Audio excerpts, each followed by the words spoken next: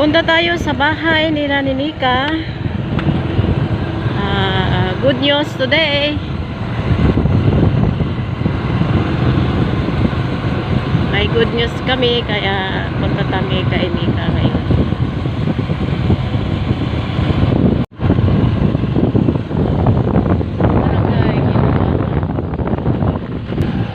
Pasok tayo papunta sa bahay nila Nika. Green na green ang paligid ngayon dito. Yan ang sila sa bagyo. Bing, asa si ko? Kuya na atong Lola training, no? Si Lola training dinala sa kuan. Isang kaibigan niya mangamuti daw. Magkulkul ng kamuti. Dito ba ito? Atong sa kanila, no? Oo. Kuha sa kanyang best friend ba? Doon yun na ay ang palibot na ay Bermuda, no? Yung sinika saluin tawag charot. Haring rider namin, oh. Ito tayo kay Nika. Balikan ko si Nika. Hello, doggy. Hi. Kumusta? Hi. Kumusta man ka, day? Dili ka okay?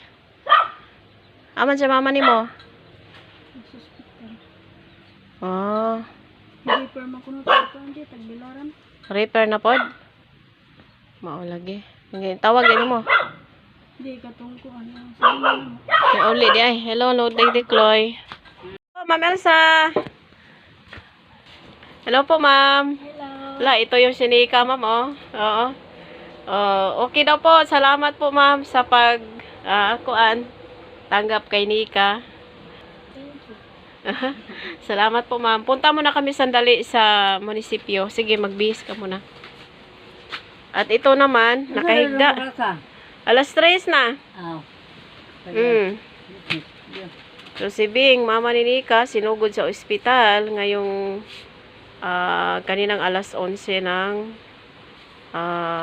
umaga. Uy.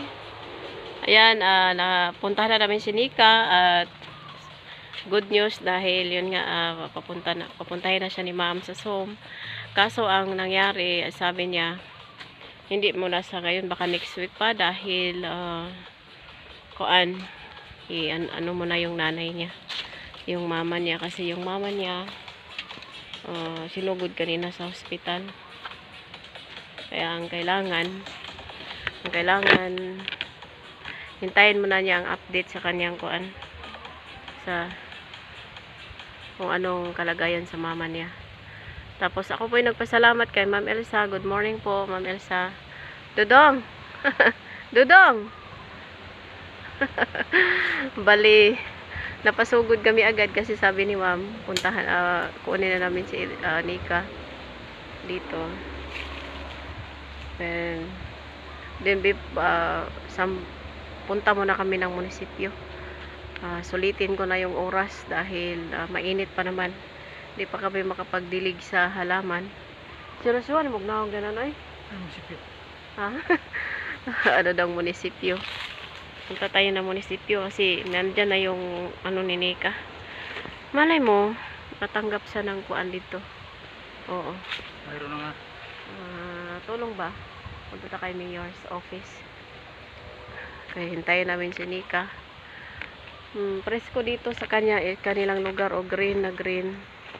Yan. Inaantok si Dodong kasi pag ganito na mahangin. So ito yung ano yan? Magpaliwat ka? Ha? So ito yung sitaw na tinanim ni Nika. Yan, oh. Oo. Ano siya? Pagpaliwat ka aninan. Ito yung isang puno lang na tanim niya, umakyat naman sa taas na. Paano kayo makuha yun? Ayan. Bali ang mama ni Nika, nagdesisyon na siya na magpahatid sa sa Ubay Hospital. Kasi kanina daw gumapang na sa sakit yung katawan niya. Then mahapdi na daw yung tiyan niya. Then lumubo na yung tiyan niya. Yung paano na dito sa banda sa malapit sa puso daw. Kaya sabi ko kay Nika, handa na lang yung sarili nila kasi di natin alam ang buhay ng tao. Kaya yun nga, inanukot namin siya. Hindi mawala ng pag-asa. Tapos, bali, dumating daw ang ambulance dito kanina. Kinuha siya kasama si mama niya, Lourdes. Then, may sumama daw na kapitbahay. Ang sabi, i-refer daw ng Tagbilaran. Kasi pag Tagbilaran, medyo kailangan na din daw yung mga medication nun. Yung mga matindi na. Kasi ang kailangan talaga nun, ano yun? Chemo. So, ganyan. Kasi colon eh. So, yun lang po. Thank you po sa mga prayers ninyo. As lang po namin, kami ng mga pag-ampo sa pamilya ni Nika. Sa kanyang mama. Kasi, sa totoo lang, hindi kasi basta-basta pag magulang na yung mawala sa tahanan. Kaya, hindi naman namin kaya pinag-pray na ganun. Pero, naranasan ko na kasi. Naranasan ko na nawalan sa magulang sa tahanan. Kaya, yun nga, sabi niya sa akin, hindi daw niya kaya na mawala yung parents niya. Yung mama niya. Kaya sabi niya, makadesisyon siya na kahit man daw pakunti-kunti, magtanggapin siya ng trabaho. Kaya salamat po, Ma'am Elsa. Salamat, ma'am. Na, yun po. Kasi ako bilang, trabante. Kaya, kailangan ko din yung, approval ni ma'am. So, kami, tulong-tulungan lang kami doon. Tsaka, hindi naman, okay naman si ma'am, walang problema. Pagdating sa pangailangan. Ay, ang ganda niya. Na, ay, gapas. Aman tong mga papel. Kuha Punta kami sa munisipyo. Yung driver namin. Ato, nagtanom na. Nagitam na niya. Oh, ay silingaw. Unsa man na pang? Okay. Alam kong style nito eh. May palipas. Yun, may palipas. May tinanim. Ba't mo tinanim yan pang? Ba't tinanim mo? Para may kasunod. Bait naman yung darling ko. Yun, papunta sa taas. Ha? Ito siya. Kuan to. Tinanim ni Nika yung mga tanglad, yung pinya.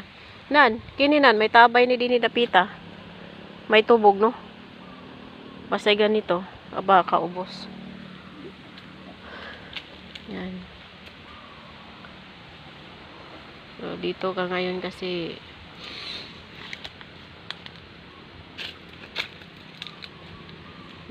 magagawa rin kami ng paraan para din may makuha si Nika or may makatulong din sa kanya sa try namin sa munisipyo.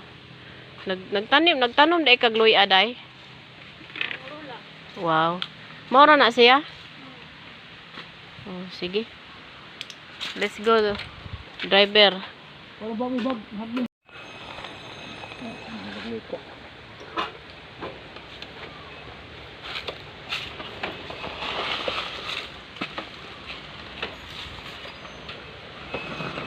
Iya naman ang giwasingan dahil. Maong sinaw-sinaw tanawon. Gusto niya murag bag-o. Oh, sige. Alis na kami, punta kami ng munisipyo. Para na kaming Nika, kutasa. Kami dyan sa mayor's office. Dyan.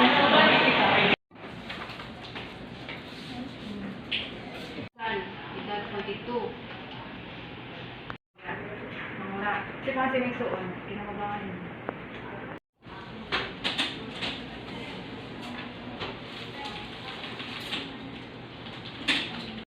Isa may income yun. Isa may on. Ako lula ko. Ayan, Ayun, tapos na kami sa mayor's office. Then, bumaba kami ng DSWD doon. Yan. Tapos, yan. Yan si Nika. Hello, Nika. Busy siya. Bali, si Nika na makareceive siya ng 1,000 pesos. But, hintayin pa namin dito dahil maraming processing. Mag-process pa. Successful ang aming pag-ari sa munisipyo. Sila na tila? Sila ibang buwan?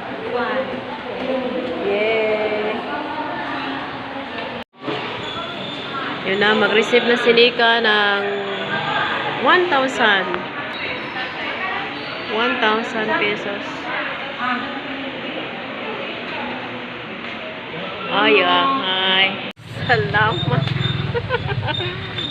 Habang doon, naka 1,000 si Nika. Yeah. Biin ako no yung spiri. Dirinan. Lipaya na mo eh. Pang! Awa o. Ay, pakita Nika. Aligre ba yun? Ayan, muna ang update namin today. Hindi na sayang ang punta namin dito sa munisipyo ng Trinidad. Then, ano kami? Salamat po sa lahat. Nakadating na kami gikan sa kuan. Ay, kain ko gusto ng Lourdes. Wa pa si Lola ni mo. Nandik kuan. Okay. Yan. Ay, happy. So, yun, yung pera niyang natanggap ngayon sa DSWD. Pasalamat ako sa mga kuan, sa lahat ng taga-office, mayor office, talagang in-entertain kami, si Nika. Bait nila, no?